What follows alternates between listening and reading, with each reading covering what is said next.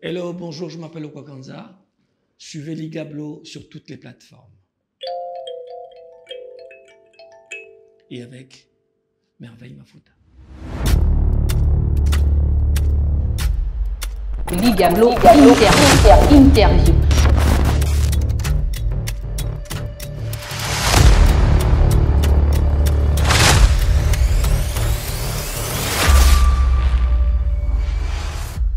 Hello, hello, la grande famille de Ligablo Interview. C'est un plaisir pour nous de vous avoir pour ce tout premier numéro qui vaut une petite mélodie. Oui, pourquoi pas. Bozali, moina biso ya tongo, oye pesaka biso sai. Bozali, fololo ya motema na biso, soki bino te nani. Vous avez nyanga vino cœur comme ça là, c'est fini. Et voilà, alors j'espère que vous avez alors retenu ou encore vous vous êtes souvenu de ces mots. Ça annonce. Donc Ligablo Interview à Lelo, vous savez déjà que sur ce plateau, celui qui nous a fait le grand plaisir de répondre à notre invitation, ce n'est pas le moindre, c'est le légendaire, c'est lui qui a côtoyé les grands, Manu Dibango, Papa Wemba, Koffi Olomide, Abeti, tous ces grands d'ici et d'ailleurs, et qui s'est perfectionné avec le temps tout en restant simple et tout en étant grand. Le grand, l'unique, Lokwakanza. Il n'aime pas beaucoup qu'on dise Pascal, mais nous allons dire Pascal Lokwakanza nous a fait l'honneur de venir se vendre et de vendre sur Ligablo Interview. Pascal Lokwakanza, bienvenue. Merci maman, bonjour. Pour la présentation, combien sur 10? Oh, quasiment 10. Quasiment 10. 1958. Lokwakanza voit le jour en République démocratique du Congo, ex-Zaïre. Voilà.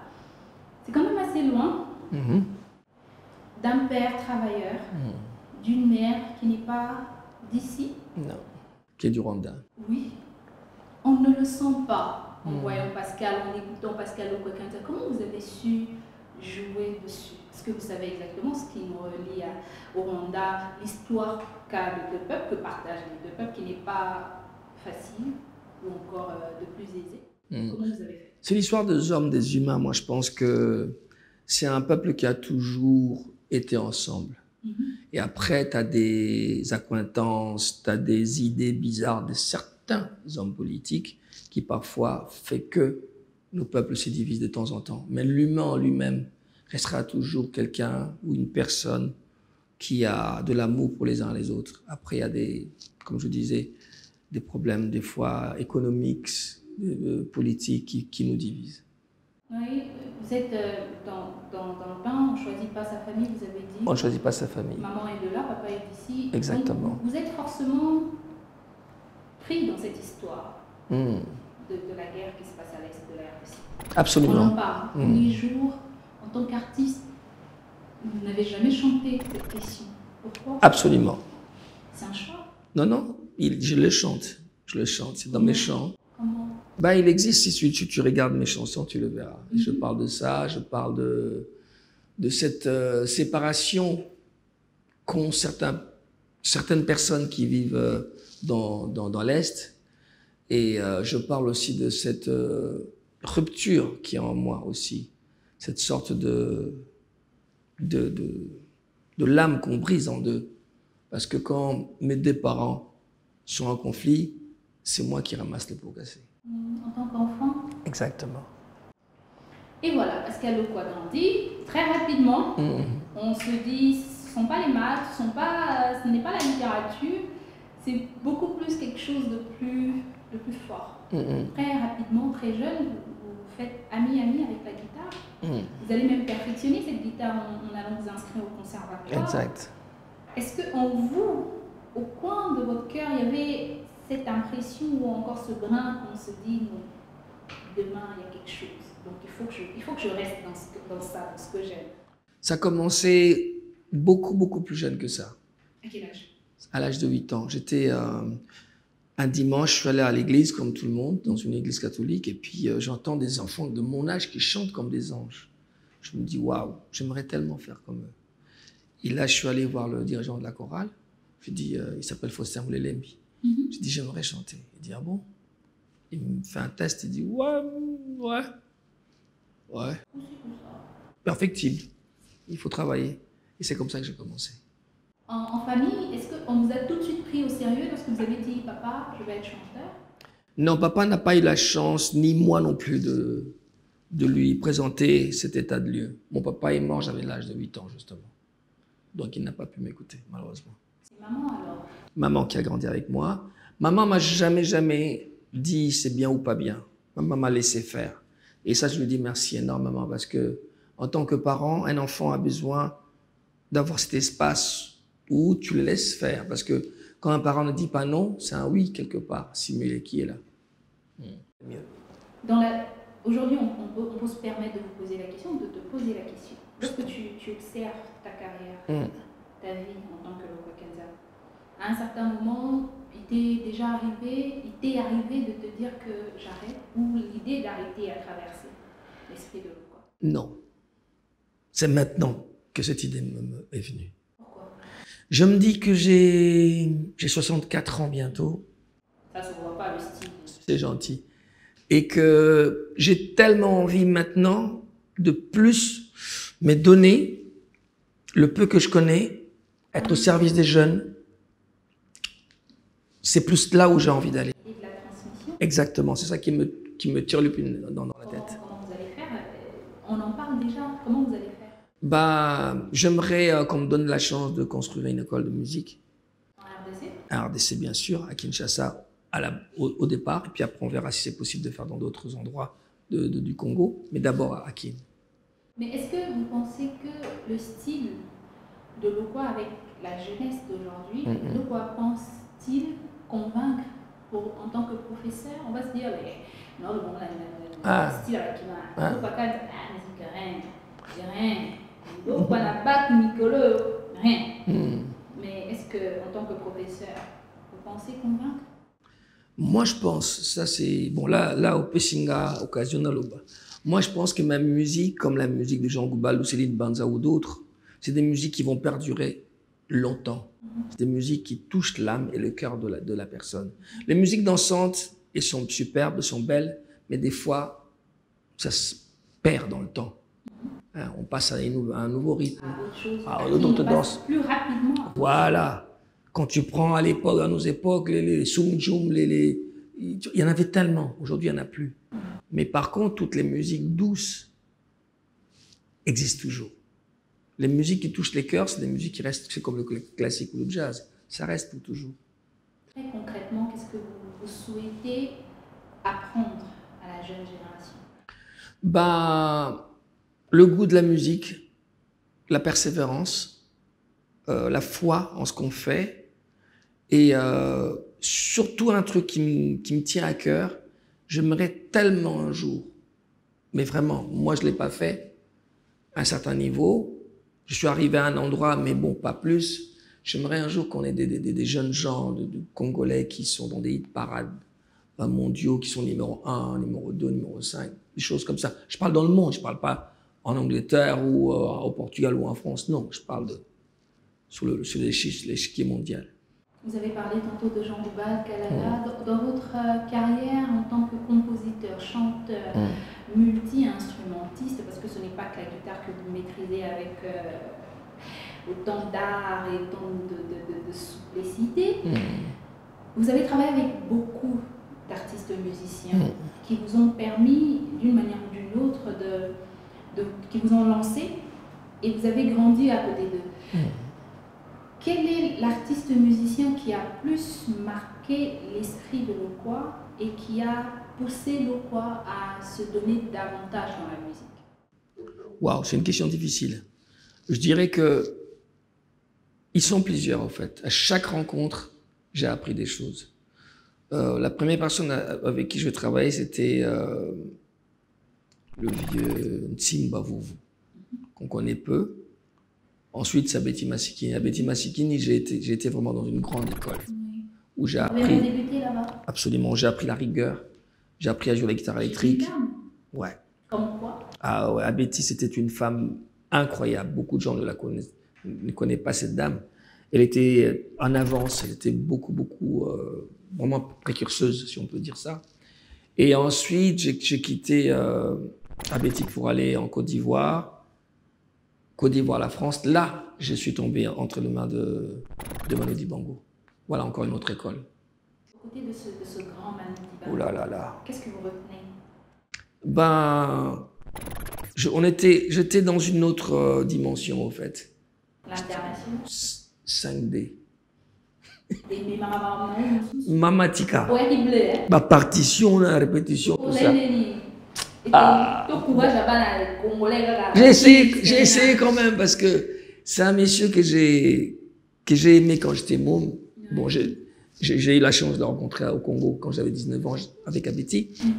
Mais d'être en face de lui et travailler avec lui, c'est un rêve qui est devenu réalité. Après lui, j'ai été chez Relema et après Relema, c'était ma carrière tout seul. Voilà, vous arrivez, votre rencontre avec... il faut qu'on en parle parce qu'il y a beaucoup de choses qui se disent. Papa Wemba.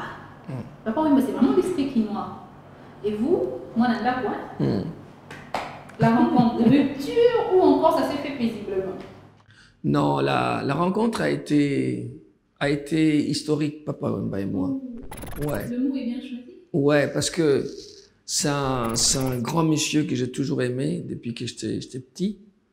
Même si on n'a pas un grand écart, mais en tout cas, j'étais fan de la voix. Et puis, je me suis permis, j'ai eu le culot et l'audace de lui dire, tu es une grande voix, mais tu n'as pas de chanson. Qui n'a pas de chanson? Lui. J'ai osé lui dire ça. Où?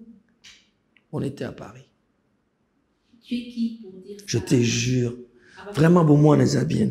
Je sais pas ce qui s'est passé. La jeunesse, hein? Franchement. On a courage. Courage, maman. Il me regarde. Et il fallait que je fasse une chute.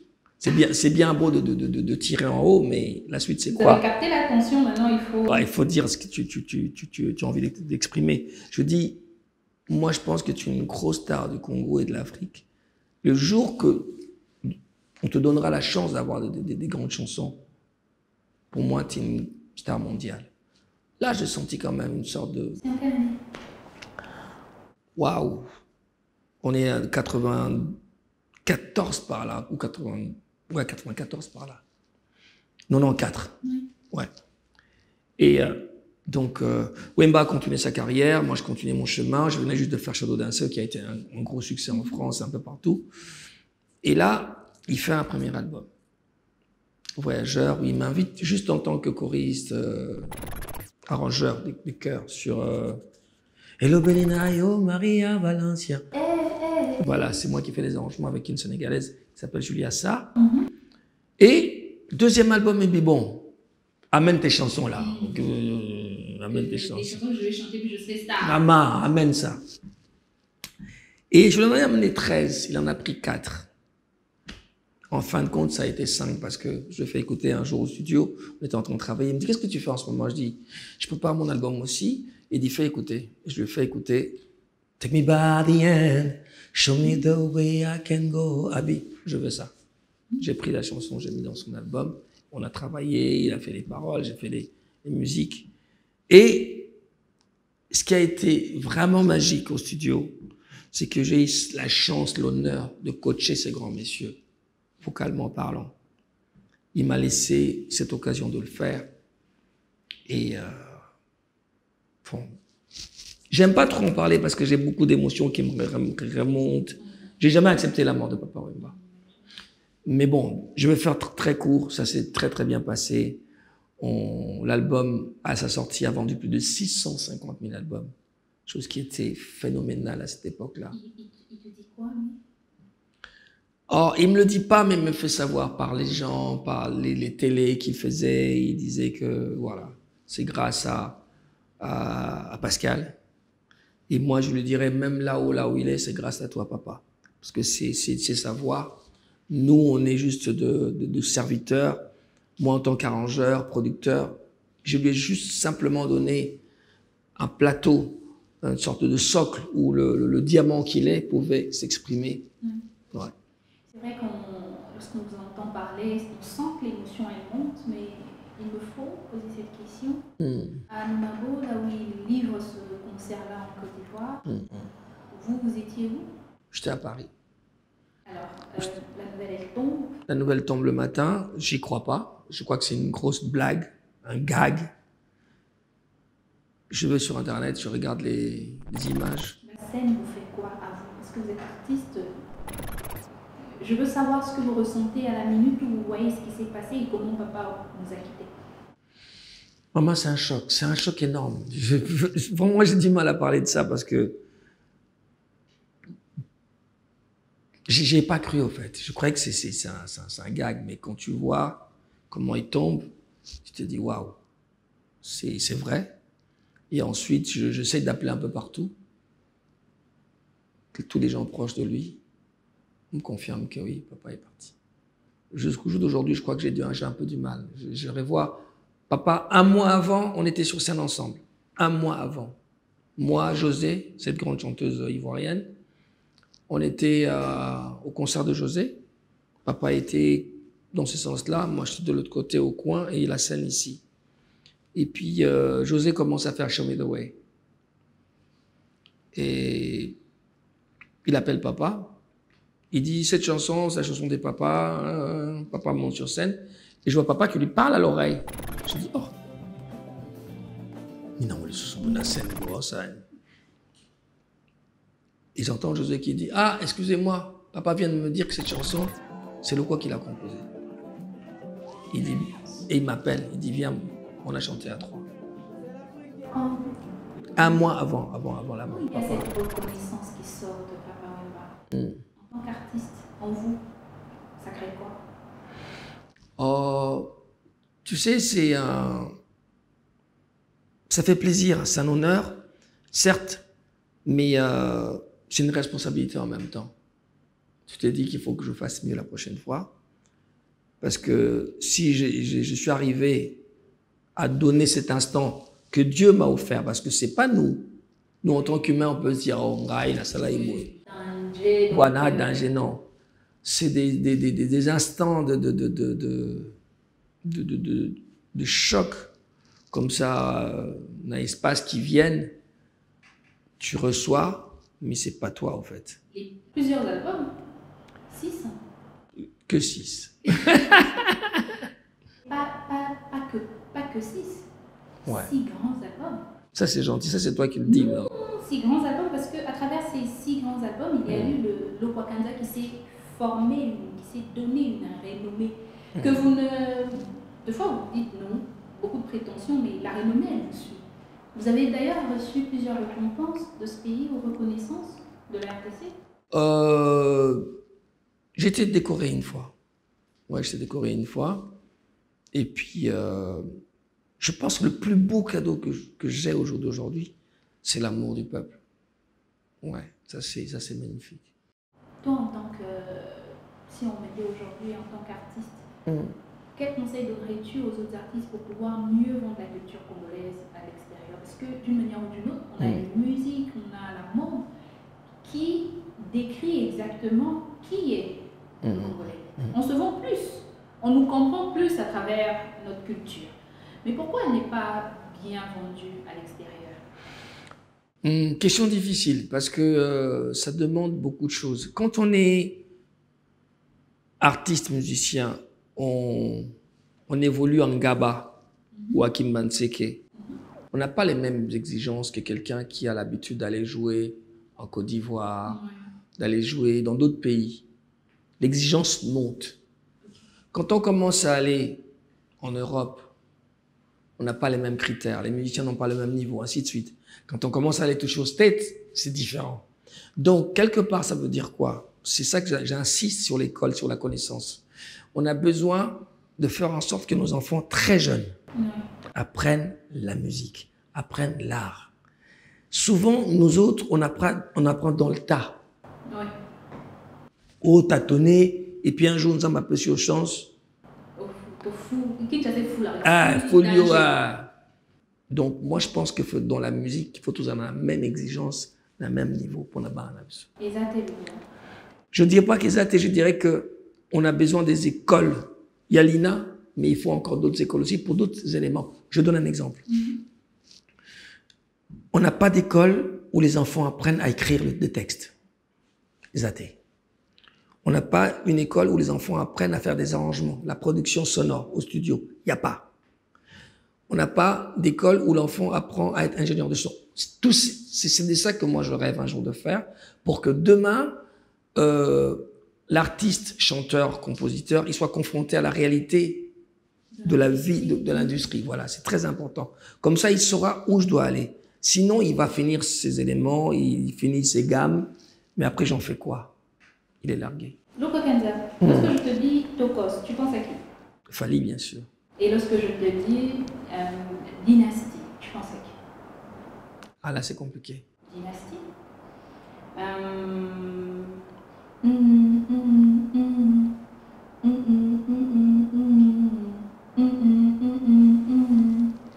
On s'en école. Aide-moi. Ferregola. Ah. Alors, Fali ou pas Ferregola? Selon toi, c'est qui le meilleur? C'est deux très grands chanteurs. Ça, c'est en tout cas moi qui te dis en tant que chanteur, en tant que musicien, en tant que producteur. C'est deux très grands chanteurs. Chacun a un style particulier. On peut pas dire que l'un est meilleur que l'autre. Non. C'est deux très grands chanteurs. Vous avez les deux devant vous. Quel conseil vous donnerez à Fali et quel conseil vous donnerez à Ferré selon leur bagage, ce qu'ils ont? Je dirais, comme le conseil que je me donne à moi-même, il faut jamais arrêter d'apprendre. Parce que quand je dis aux gens que j'apprends à chanter, beaucoup de gens pensent que je fais de la fausse modestie. Ça n'a rien à voir.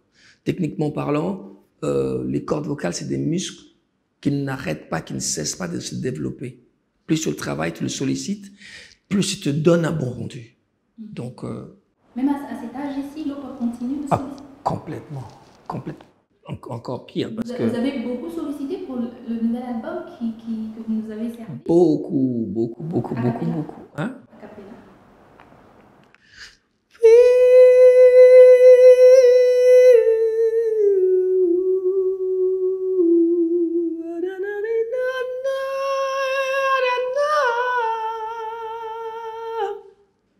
Ata soki okoliba yekolaka tina liwa. Parlons du nouvel album. Oui. Alors, qu'est-ce que Loco attend de cet nouvel album? Qu'est-ce que nous on doit attendre? Qu'est-ce que toi tu attends? Moi, ce que j'attends de cet album, c'est que ça puisse toucher les gens, ça puisse toucher les cœurs de gens.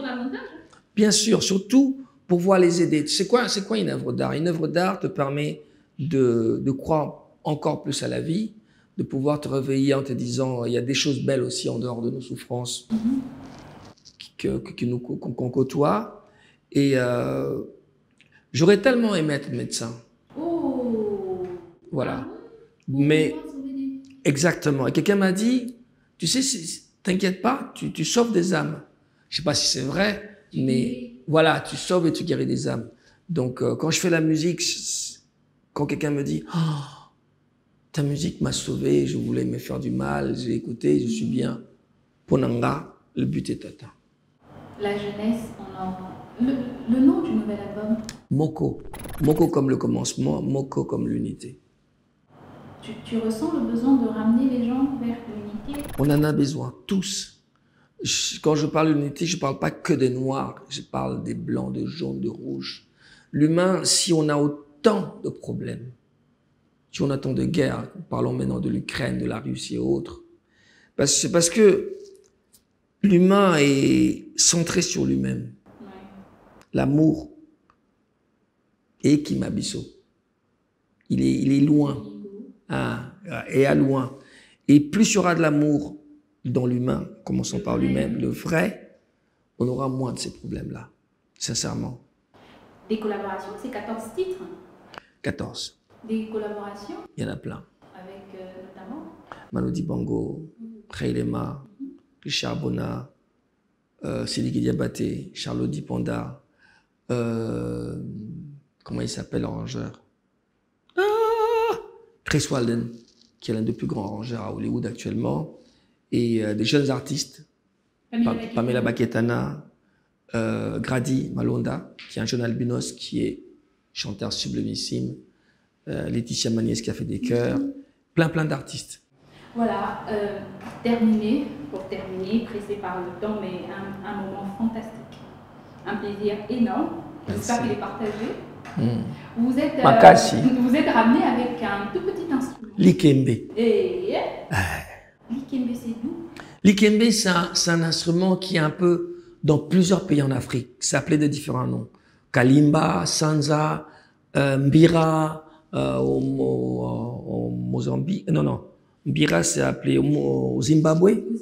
Ouais, donc ça a plusieurs noms. En Europe, on dit piano à pouce. C'est comme ça qu'on l'appelle. Et cet instrument était une sorte d'accompagnateur de gens solitaires dans les forêts. C'est avec ça qu'il jouait tout seul pour pouvoir sentir entouré des gens. Ce son, on le retrouve dans Boko? Oui, il est dans une des chansons, mais on le retrouve. Mais dans beaucoup de mes albums, des fois, je l'utilise. Vous pouvez nous faire un clin d'œil? Bien sûr, je veux.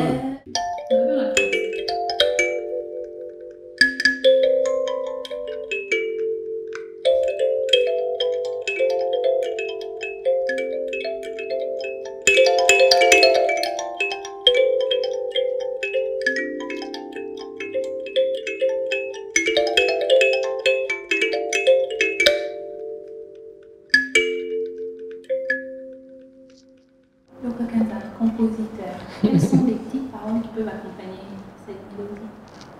Oh, j'ai pas réfléchi à ça, mais c'est un instrument qui amène la paix. Le son de l'ikembe ou kalimba est très reposant.